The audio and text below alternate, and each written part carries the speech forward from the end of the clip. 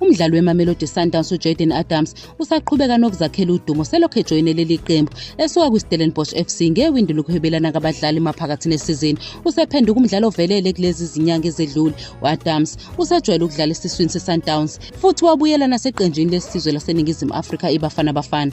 U-Adams osanda kuhlonipha ukapteni weqembu Themba Zwane ngegoli alishaye kuNedbank Cup. Uqamusa umakade bona wasesiswini njengomgqugquzeli obalulekile empilweni yakhe. uZwane una-35 ubuyele enkundleni obesekulindelwe ngabovu ngemuva kokusayina inkontileka yonyaka owodwa naleli qembu.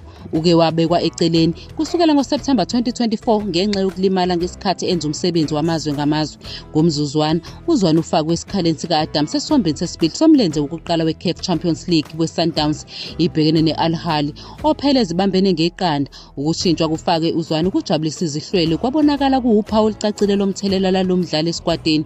U-Adams uncoma umthelela uZwane abe nawo ekukhuleni kwakhe, wathi umgubho wakhe wakamuva ubehlonipha ubuholi kanye nokuba khona kwale ngqalabutho ebisikhunjulwe ngesikhathi salulama. Njengoba kuqhubeka umkhankaso oyinselelo we-Champions League, u-Adams uzwakalisa ukujabula ngethemba lokubhekana nezimbangi eziphezulu zezwekazi.